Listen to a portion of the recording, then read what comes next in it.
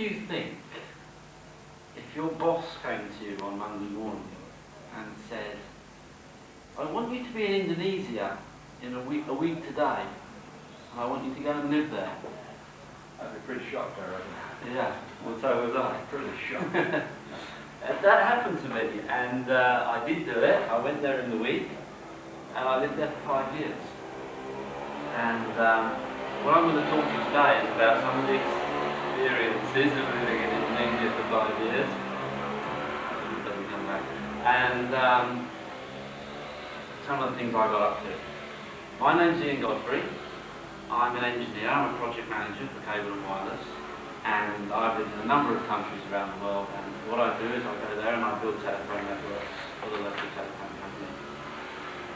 As I said, I lived in Indonesia for 5 years. While we were there, a number of interesting things happened. There was a couple of wars, massive political upheaval, some natural disasters, and also I did a bit of work on the side of all this, but I'm not going to talk about that today because it's not really all that interesting. Talk's going to take about 15 minutes, and as it is going to take almost exactly 15 minutes, I'd like you to limit your questions to the end, please, so that you don't mess my timing up. But before I launch into what I've got to say, I just want to know, have you ever been to Indonesia? No. Do you know where it is? Roughly, yes. Okay, Yes. it's sort of between Malaysia, Singapore, and then stretches across the islands, up across the north of Australia, just to set the scene. There you are. Okay, so there you are. The boss has said to you, we want you in Indonesia in a week, and that's doable. You have to get the wife working, get a bit of packing done. You get on a plane, 24 hours later you get off it, you're in Indonesia. First thing that strikes you is there's a language problem. Nobody speaks English. Lots of people think they speak English, lots of people think they understand English, but when you actually get down to it, nobody speaks English. And during the 5 years I was there, I got quite fluent in Indonesian, but I still had a communication problem.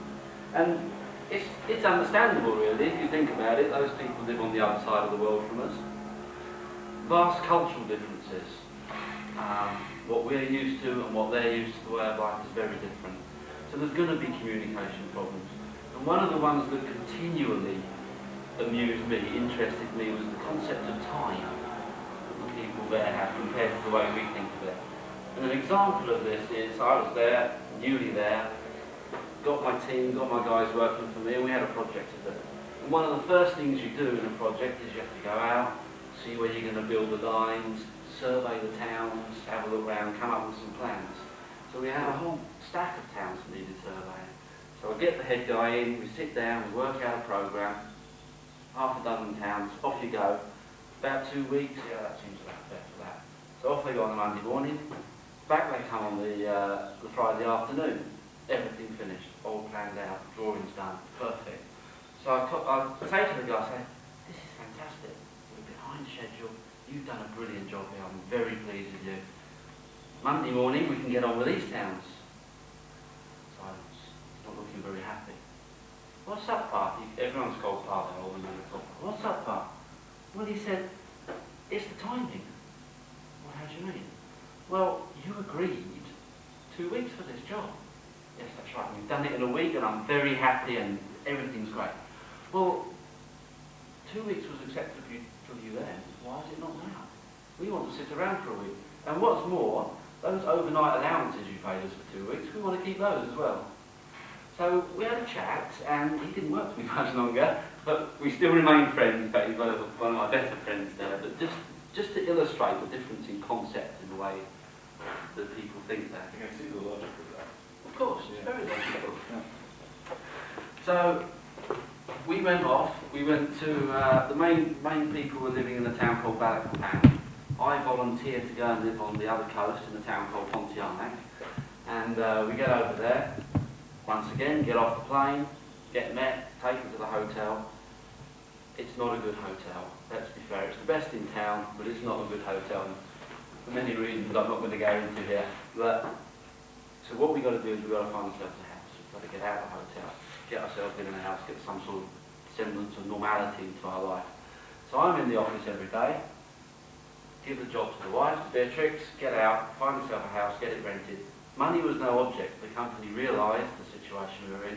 They said, spend whatever it costs to get a house. So that took 5 months, amazingly. Beatrix looked at about 150 houses in that time. The reason being, the way it works there is the people who want to rent a house pay a commission, and I, who's looking for a house, pay a commission to a middleman who's looking for a house for you. So very quickly the word was out. There's some foreigners in Pontianak, obviously got loads of money, they want to rent a house, so we've got half the town looking for us. Typically you turn up at the house, or Beatrix turns up at the house, beautiful, beautiful white house, huge at the front. You go in, first room, beautifully furnished, chandelier, big staircase coming down into it, sit down, meet the people, normally give them tea, a chat. And that is how a social visit works in Indonesia. You don't go further than that front room, and it's all for show. Out the back, once you say, well, I'd like to look at the rest of the house, and you step through into the other area, a lot of it's made out of corrugated iron, bedrooms with no windows, no ventilation. The kitchen, well, everybody of any stature has a maid, so kitchen's the maid's province. Why would you bother putting a sink in it? Why would you bother have a stove? Paraffin stove's fine, so you never go out there anyway.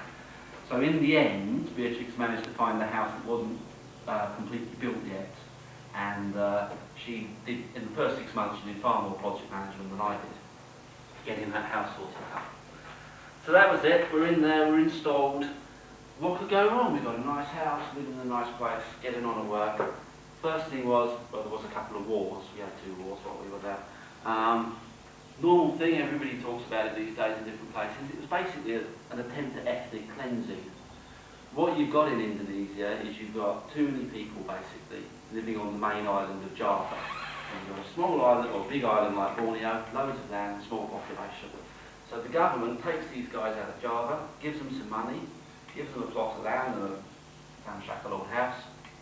Off you go, guys, and it's relieving the population problems in Java. 50% of them take the money, get transported immediately, go home, just take the money home with them. The rest of them live there. And they're like all people who come in to start a new life in a new country, a new place. They want to do it, they're keen, they work hard, they start small businesses, the businesses become bigger businesses. They're there, they're trying to succeed, and the local people have been doing things the same way forever. Eventually these people start to take over the economy and you start to get jealousies. Now, your average Dayak in Borneo, we've all heard about the wild man of Borneo, we've all heard about the headhunting. Well, that's what he falls back on, what he's used to. So he gets his big chopper and he starts chopping the people up. And it's a very effective method of getting people you don't want out of an area if you go up into gangs and you start chopping them up. So that's what they were doing, really. And that happened twice in 2 different areas while we were there. And there was, all the time it was happening, we could carry on working. The Dayaks believe, or they appear to be able to, tell who these people are by smell. So they come up, have a bit of a sniff. This is a Madurese, off with the head. Someone like me, obviously not Madurese, no problem at all. Although I did take the precaution of not eating Madurese food because I was a bit worried about finding a blind Dayak. I mean, you never know, do you? Oh, wonderful. I was there once, just after one of these wars, and I was trying to get to a town, and we come in the car, we've gone across on a ferry, flooded road, driving down the road, and there's a truck stuck right slap bang in the middle of the road, no way we can get past. So we're waiting a while, they're trying to jack the truck up, and a vehicle comes the other way, he's got the same problem, he wants to go back to the ferry. So I walked round, did a deal with the guy, you know, I said to him, well, obviously neither of us are going anywhere, here's some money, I just want to go to town, it'll take me 10 minutes. You take me to town, you won't lose any time, and you get some money. So we did the deal. Driving into town, I said to him on the way, I said, so you've had a few problems around here recently? Oh yes, he said, yeah, we showed those Maduris, we showed them what to do. I said, what happened? Tell me what happened. He said, yeah, it's quite simple. What we do is we've got this special drink that we drink, that the old men in the village made. We drink that, and that makes us invincible. Nobody can harm us. So then we get together, we get our big long sharp pangas, they call them, these cutlass type things.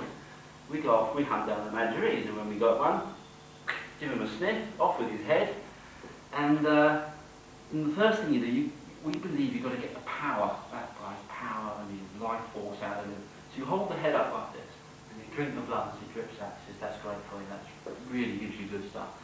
The other thing you do, you need to get his strength from him, and you get that from the heart. So you slip in down the middle, pull the heart out, and you chew on that, And that takes like the life force out of him. Then you got him, he said, the best bit is once you've done all that, slit in the back, take out the liver. He said, that's great raw, or you can barbecue it on the substitute, whatever you want.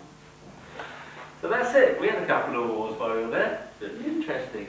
Other problems, natural disasters. Indonesia's in the tropics, it rains every day, it rains hard every day. Big storms, big thunderstorms, very spectacular. While we were there was a time when they stopped coming. It rained every day, still rains hard every day, but people called it a drought, and for Indonesia it was a drought.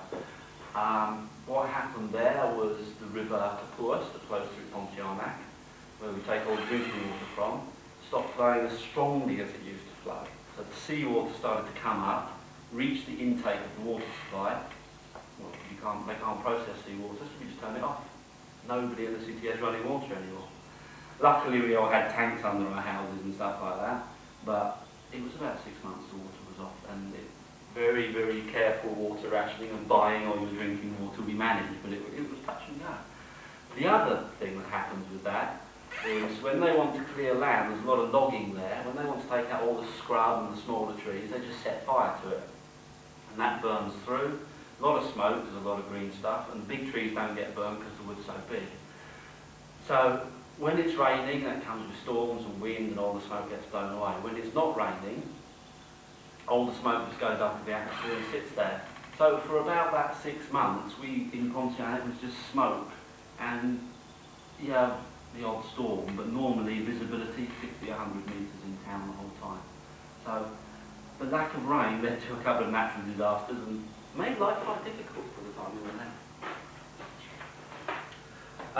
We also had some political changes in Indonesia in the 5 years we were there. It was when we first got there, the president was a guy called President Suharto, and he'd been in power for 32 years, and he was basically a dictator. He'd done wonderful things for the country, certainly, but he was gradually amassing, he had a fortune of about $40 billion personally.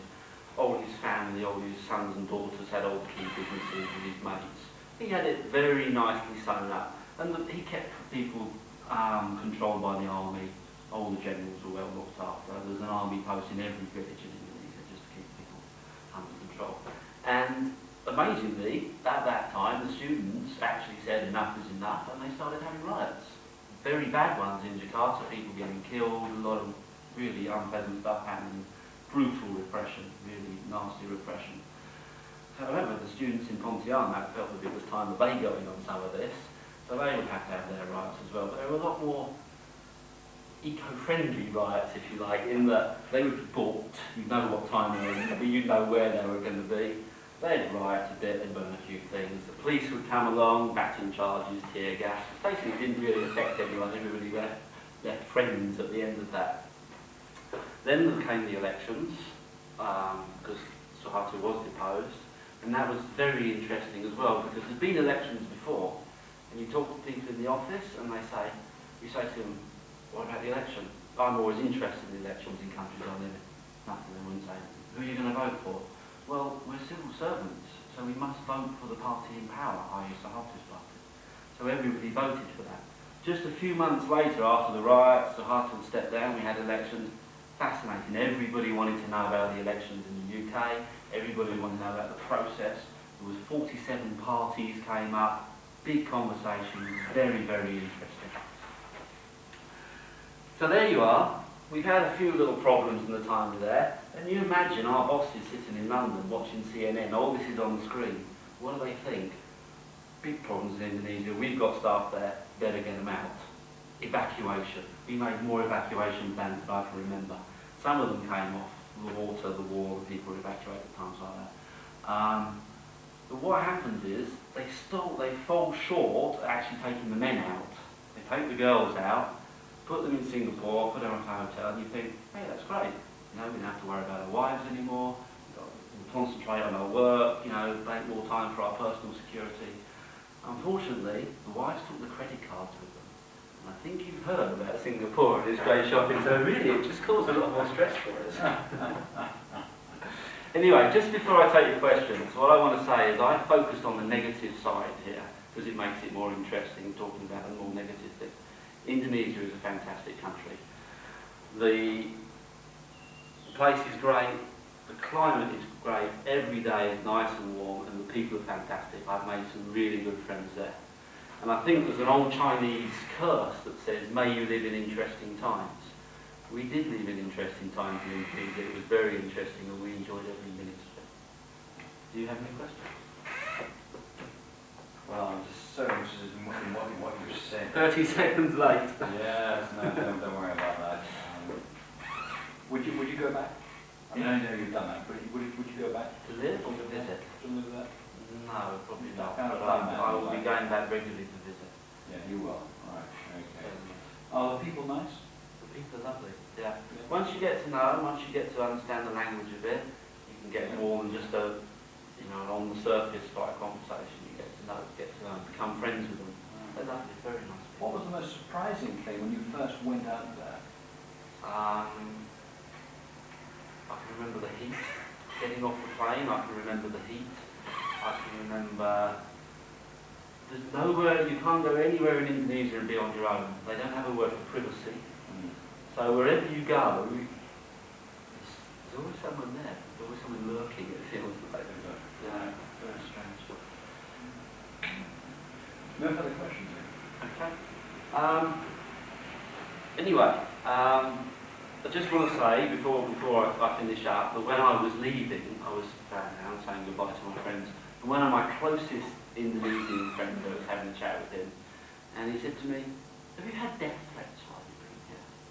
And I said, yeah, I've had a couple of death threats about, you know, things I was doing in the office and so on. He said, that's good, he said. He said, people who come here and get death threats, it means they've lived a life and they've tried to do something. They made their mark in Indonesia, he said. So if you left without death threats, he said, it's a bit disappointing, really. Anyway, thank you very much for coming. Thank you for being an attentive audience. Thanks for your questions. And I hope you enjoyed the talk.